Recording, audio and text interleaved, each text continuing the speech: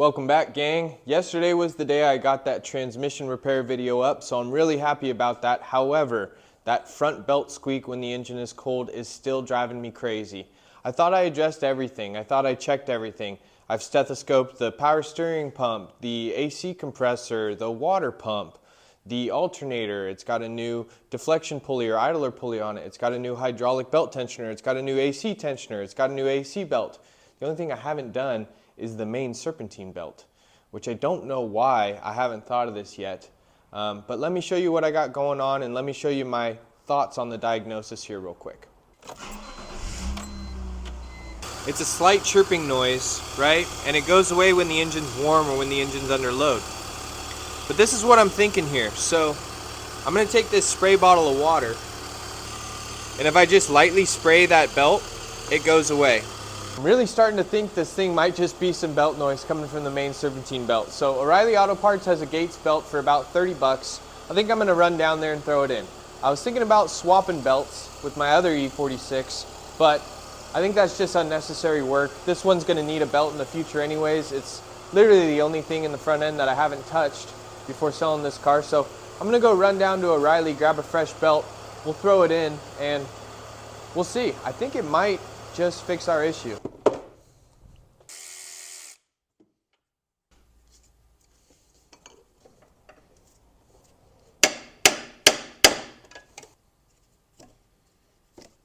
Okay, this fan clutch out of here.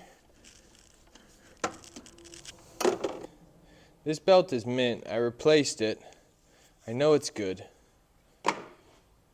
So when I replaced this hydraulic tensioner, it no longer has that 16 millimeter. You now have to put a Torx bolt into that tensioner pulley, and that's how you're gonna disengage it.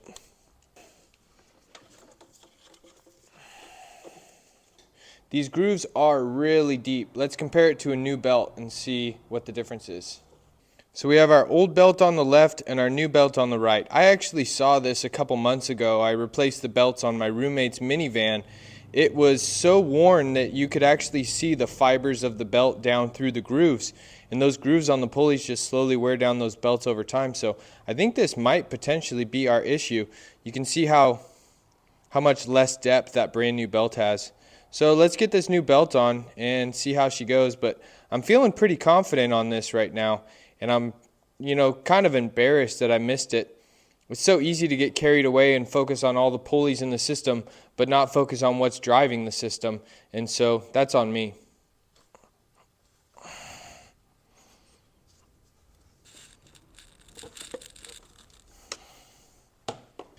All right, let's check all these pulleys.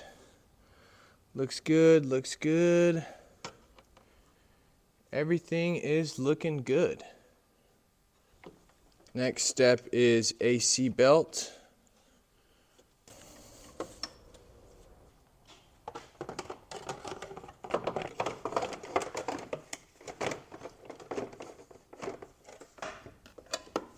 Oh yeah.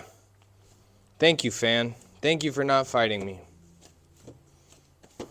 Gotta thank the car gods every now and then,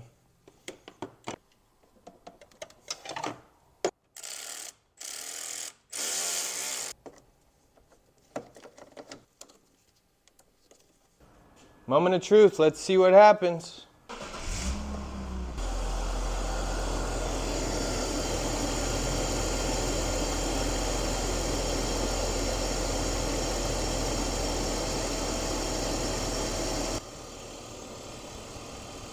I think we got it, guys. Man, I feel like an idiot. I think we got it.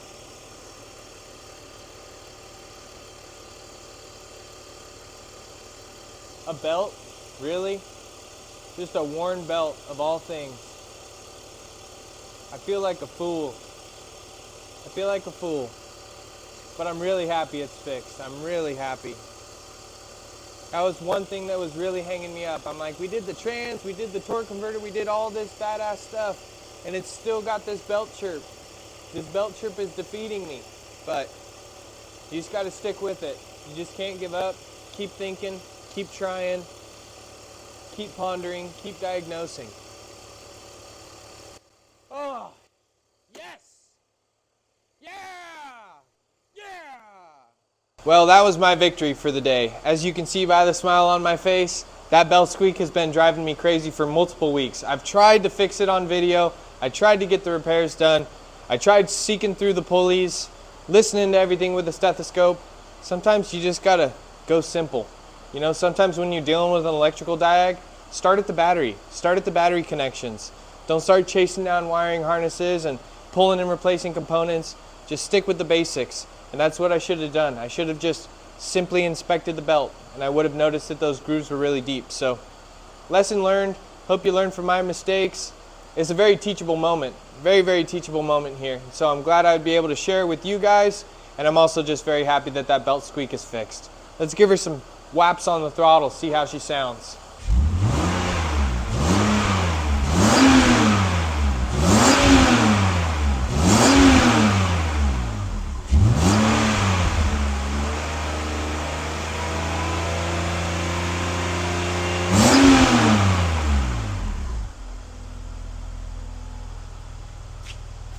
You know, I think that transparency needs to be 100% on the channel. And when I first did the water pipes and the intake removal, I forgot that lower nut on the intake. I'm going to get access down to that nut and re-secure this intake manifold.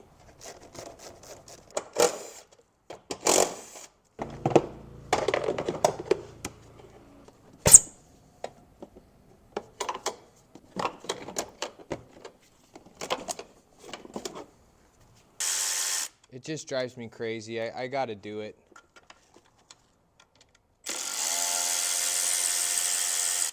I can't sell it like that, you know? It's just, see that play in the manifold? That's why.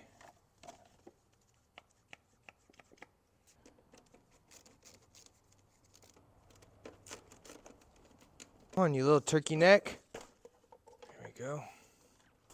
All right, so I can get access to it down here through the right side of the throttle body.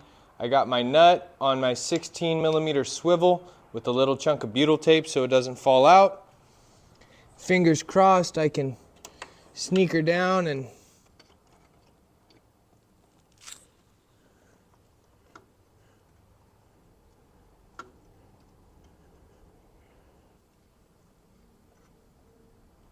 oh, I got it. I got it. Oh, yeah? Oh, yeah. We're just winning today, folks. Clean this out a little bit.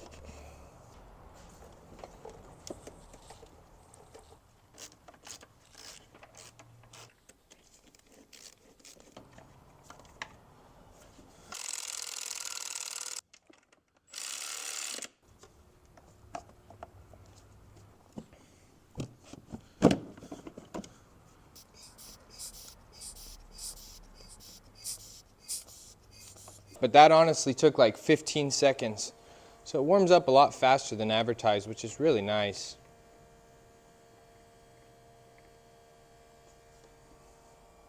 See, we got a small little wisp. That's why we check, folks. It's exactly why we check. So I'm going to get an inspection mirror down there and see what's going on. So let's pop the DISA off and get a little bit more access, see if we can snug that up. I had this completely disconnected, but the smoke wasn't able to pass through that check valve, so doing exactly what it was supposed to do on this piece is called the sucking jet pump, because it has that valve in there.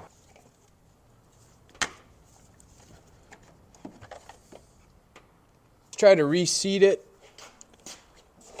and give it another try.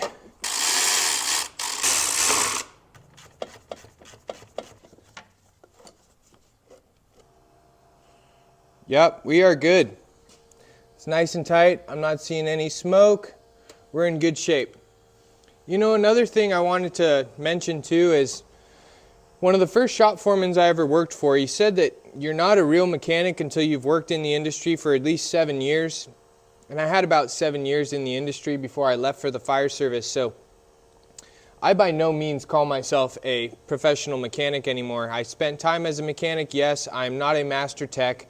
I never took any ASE certifications. I'm not an ASE master tech by any means. I just have a little bit of experience in BMWs, you know. I don't even have a full, proper understanding of every single system and every single component. So I don't want to lead on and tell you guys that I'm some master tech or master BMW tech or I got all these ASE certs, because I really don't. You know, I worked at a BMW shop for about almost 6 years. I started as an entry-level technician, scrubbing toilets and mopping the floors. And as time went on and as my work ethic built and developed, you know, they gave me more and more responsibility. I picked up more jobs. I asked lots of questions on the job, and then I ended up managing a shop by myself. Even when I was managing that shop and writing service and diagnosing all the cars and doing all the repairs, there's a lot of times where I got to go online and research issues or call my other mechanic buddies and, you know, pick their brain. You're not always going to have the answer to every single problem. And so I think it's just a good thing to keep in mind, and it's something that I just wanted to let you guys know of and remind you that, you know, I'm not ASE certified, I'm not a master technician, and I wouldn't call myself a professional mechanic anymore just because I've been out of the industry so long. I have a little bit of knowledge. I'm always trying to grow my knowledge, and I'm always trying to learn more. And I think that's the most important, is as long as you remain teachable and always know that there is something more to be learned, then you'll always continue to grow and you'll never become stagnant. But I just wanted to add that in because I don't talk about my work experience too much. But yeah, I haven't worked in the automotive industry since 2020. I left my shop to join the fire academy, and then I came back to my shop after I graduated fire academy for a little bit and spent some more time there making some money until I got hired on with the department. And then I got hired on by the U.S. Forest Service on a Type 2 hand crew based out of Southern California. And then the state called me and offered me a fire position there, and that's what brought me up to Northern California.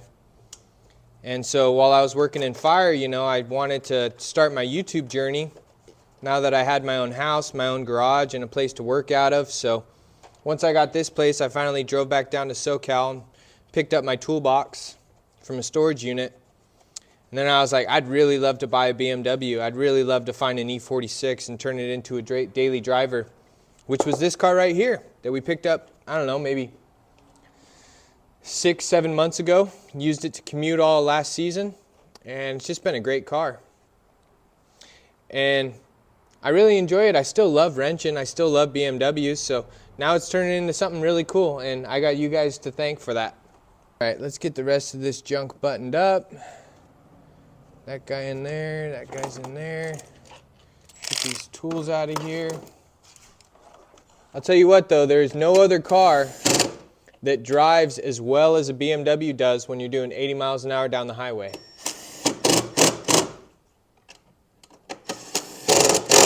It's the only car brand I've ever driven, even like a car like this that's, you know, 22 years old, that you can do 80 down the highway and it feels like you're doing 60. The Germans just know how to build a good driving, good handling car. And they don't go out of style. This body style is still beautiful. I wish they were making body styles that look similar to this, but modern day cars. I wasn't even planning on shooting content today. I was just going to sneak that nut in, call it a day, because it was something I really wanted to get to before I sold it. I wasn't going to allow the car to ship off without that nut.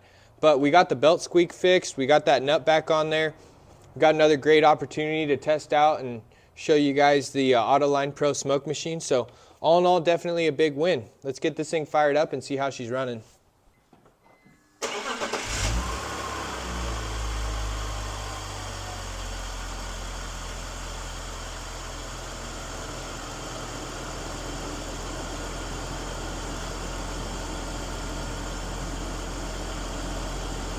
With that belt squeak on, this thing is back to sewing machine status.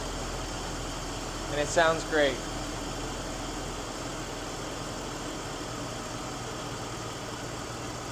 It's idling really smooth, sounds really good. Very happy with the progress today. Sage loves the sound of my hose reel getting pulled off, so she comes running. Look at how muddy this little puppy is. She's been digging, chasing gophers all morning.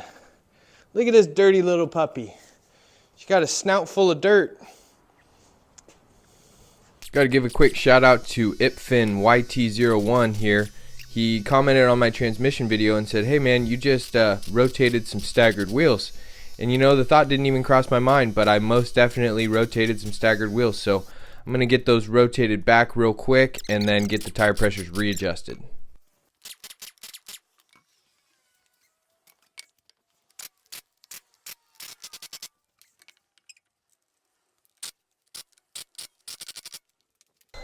Another reason why I have the best community ever. Motor Wolf commented on the trans video last night, "Hey, have you tried a reset on the sunroof?" And I was like, oh, I can't believe I haven't tried it. So let's give it a shot. So key on, press and hold the sunroof button up for 15 to 20 seconds. Maybe I forgot to plug it in. I think I left it unplugged on purpose. Okay, let's plug that in and let's try that again.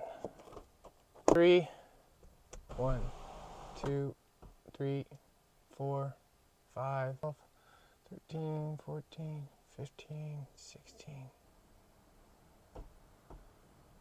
I hear it trying to do something, but it won't do it. Maybe I give it one attempt for you guys.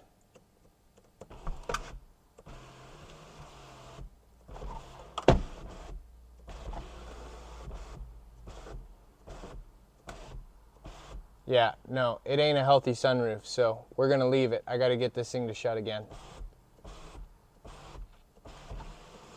Nope.